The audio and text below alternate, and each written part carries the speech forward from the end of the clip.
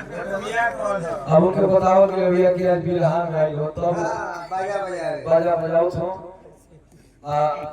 हैसे बनाओ छो। हमें का ले वो हम तो आप लोग का सेवक है, आप लोग का बेटा है।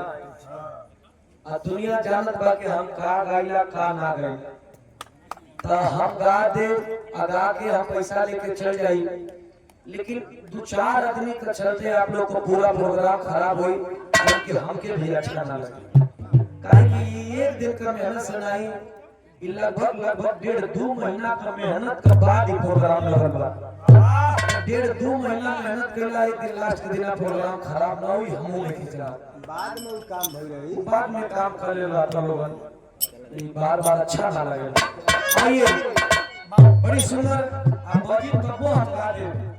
अब बाबा साहब का जयंती में आई बनी, अगर साउंड ना बजी तबो हम ई मंच पर खड़ा बनी वादा करता कि अगर साउंड ना बजी तबो हम एक तरह के सुना के जाई, आप लोग मनोरंजन थोड़ा ना। बाकी जिसने बजे पहुंचे गा दे, कोनो बात नहीं। अरे जैसा पॉस रहेला उसन पग हो गया के चाहिए। आइए कार्यक्रम को शुरुआत होके माँ का वंदना हम करने जा रहे हैं। कौन माँ? वो माँ जो माँ सुधीर लाल यादव को जन्म दी है, वो माँ जो प्रमोद लाल यादव को जन्म दी है, वो माँ जो अंजनी सिंह जी को जन्म दी है, वो हर एक माँ का वंदना हम करने जा रहे हैं जो इस कमेटी के लोग हैं। और वो माँ का वंदना हम करने जा रहे हैं जो भारत के भगवान के रूप में देखे गए, जो भारत के संविधान निर्माता के रूप में देखे गए, जो भारत के मसीहा के रूप में देखे गए, जो विश्व के नेता के रूप में देखे गए, जो विश्व के प्रधान विद्वान के रूप में देखे गए, जो भारत के स्वतंत्र भारत के पहले कानून मंत्री के रूप में देखे गए, जो स्वतंत्र भारत के संविधान निर्माता सब भारत रत्न के रूप में देखे गए, बाबा साहब के मां से लेकर के और अपनी मां का वंदना सुधीर लाल यादव करने जा रहा है। आइए कैसे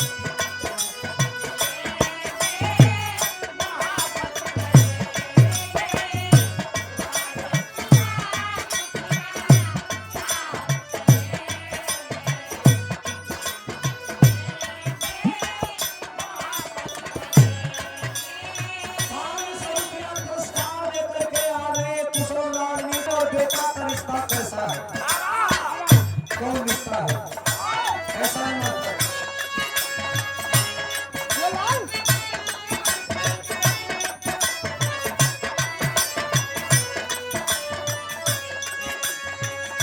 हम हमारे जोनिया आने लिखे वाला माई के जोनी बनावे गई हमने कहा कि अकाल में बैठा जाला तो चांद के जो भी कर जाला कि जोनी माई उगर भाई बेटा कहता कि माई तू हमार जोनी हो हम तुम्हार तारा है और चांद तारा का एक दूसरे का आपस में इतना बड़ा संबंध बा कि चांद तारा के अलग ना कर सके जब चांद का नाम ले तो तारा का भी नाम ले लो वही तरह माई तोहरा से हमारा अस्तित्व बा तोहरा बिना हम पूछो नहीं कैसे कहा कहता हम हमारा जोनिया हम तोहरी करैया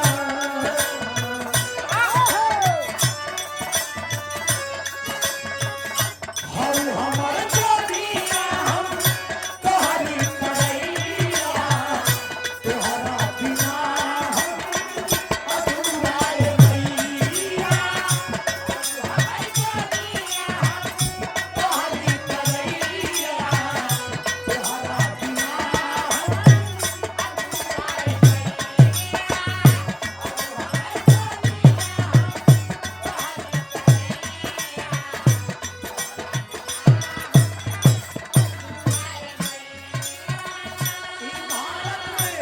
भारत में एक समय पे एक जगह पे 2 घंटा बसता है मानवता बैठे बुद्धिजीवी बैठे और मैं लगभग जहाँ जहाँ भोजपुरी बोली जाती है वहाँ और जहाँ भोजपुरी नहीं भी बोली जाती है और भोजपुरिया लोग रहते हैं वहाँ आप लोगों के आशीर्वाद से गाने का मौका मिला हमें बड़े बड़े मंत्री मिनिस्टर को अपने मंच का शोभा बढ़ाते हुए देखा है लेकिन जिला चंदौली में आता हूँ तो आप आदरणीय हमारे अंजनी सिंह जी के व्यवहारों से मैं बड़ी प्रभावित रहता हूँ आप बैठे हैं आप जब बैठे हैं तो एक बात कहने का मुझे मन कर रहा है कि घंटा 2 जगह पे बचता है ये पढ़े लिखे लोगों का समान है पहले लोग आज कुछ पिछड़ रहे हैं लेकिन आज इसके बंपर है मैं दावा करता हूँ और एक ताल भी ठोकता हूँ कि आप जिसके वंशज है पूरे विश्व का उतना बड़ा विद्वान अभी तक धरती पर पैदा हुआ नहीं है आप बाबा साहब के वंशज है बाबा साहब का संदेश क्या रहा कि घंटा 2 जगह पे बजता है घंटा का आवाज भी एक होता है घंटा का साइन भी एक होता है घंटा का समय भी एक होता है लेकिन तय करना होता है कि आप कहाँ और किस घंटे को पसंद करते हैं पहला घंटा कहाँ बजता है पहला घंटा मंदिरों में बजता है और दूसरा घंटा विद्यालय में बजता है आप अपने बच्चों को कहाँ भेजना पसंद करते हैं अगर आप अपने बच्चे को मंदिर के घंटे की तरफ भेजते हैं तो लाजमी है कि आपका बेटा या तो पुजारी बनेगा या तो भिखारी बनेगा अगर मंदिर के घंटे की तरफ भेजते हैं अगर दूसरा घंटा विद्यालय में बजता है तो लाजमी है कि विद्यालय में अगर आप अपने बच्चे को भेजते हैं तो न तो भिखारी बनेगा न तो पुजारी बनेगा और लाजमी है कि वो भिखारी बनेगा इसलिए अपने बच्चों को भेजिए कहाँ भेजना है किस घंटे की तरफ भेज रहे हैं ये आपके ऊपर है इसलिए कहना है क्या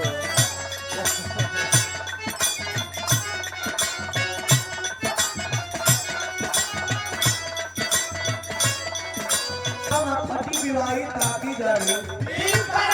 ऐसे भारत में हम और आप जी रहे हैं जहाँ हमारे पूर्वजों ने प्यार परस्पर और संधि संबंध का सपना देखा था लेकिन कुछ लोगों के कारण हमारा देश ऐसा स्थिति से गुजर रहा है कि आप दुश्मनों से क्या लड़ सकते हैं लगता है कि आज इस आधुनिक भारत में गृह युद्ध छिड़ जाएगा आपस में लड़ने के लिए लोग मजबूर हैं ये मेरा जात का है, ये मेरा धर्म का है, ये मेरा मजहब का है। लेकिन मैं धन्यवाद देता हूँ आगे नंदिनी सिंह भैया जो हर लोगों को साथ लेकर चलते हैं। और आपकी एक बात मुझे अच्छी लगी, मैं लिखा हुआ न गाता हूँ न लिखा हुआ चीज बोलता हूँ।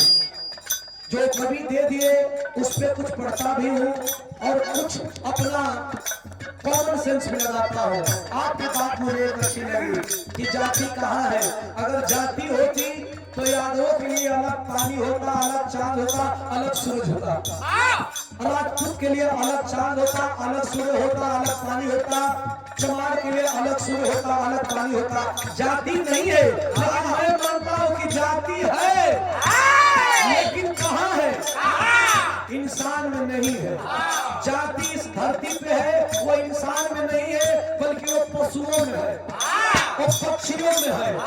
पशु में जाति है कि ये भैंस है, ये गाय है, ये बकरी है, ये भेड़ है, ये फलाने जाति की पशु है और ये फलाने जाति की पक्षी है, ये कबूतर है, ये तोता है, ये कौवा है, ये चील है। इंसान में जाति नहीं है, इंसान में जाति नहीं है। तो मैं आपको धन्यवाद देता हूँ। आगे हमारे बड़े अजीतगार जीवन अंजनी सिंह बड़े भैया के द्वारा कुशल राजनीति, कुशल व्यक्तित्व के धनी आदमी, एक कलाकार भी है। आपके द्वारा पूरा 500 रुपया पुरस्कार देकर के हौसला बढ़ाया गया। मैं कोर्ट के प्रणाम करता हूँ, जय भीम, नमो बुद्धाय करता हूँ। एक लाइन मां के लिए लिखा गया। और आपके विचारधारा के अगर लोग समाज में 5 भी हो जाए तो पिलर 4 होता है। 4 पिलर ने समाज को खड़ा कर देगा और 5वां पिलर समाज के नायक बनकर लेकर चलेगा। मैं धन्यवाद देता हूँ, आपको प्रणाम भी करता हूँ। मां के लिए लिखा गया।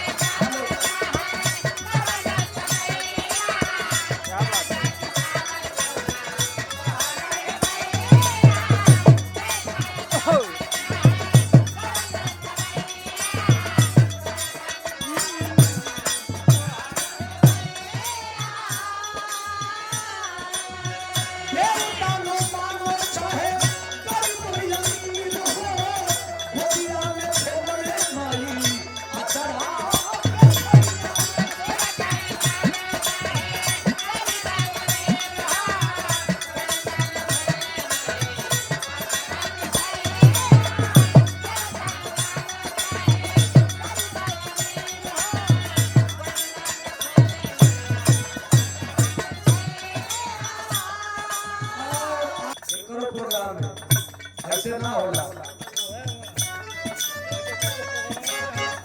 कैसे?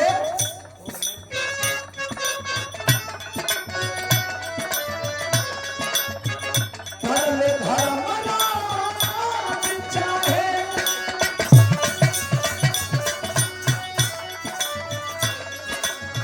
परले धर्म चाहे होके कसैया वाला गोदी में धर्म राज कर ले कसैयो भीतर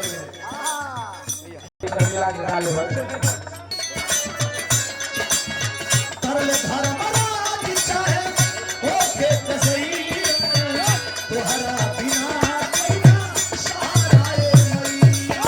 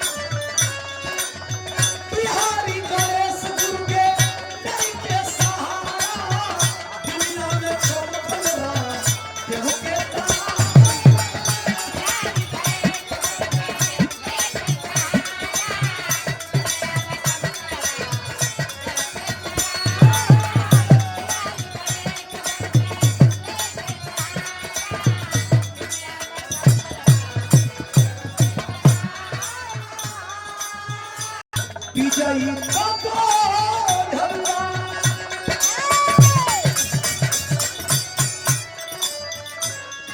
अरे विजयी बाबा ढलवा अरे सुधीर के नैया अरे विजयी बाबा ढलवा दुनु भैयन के नैया तोहरा बिना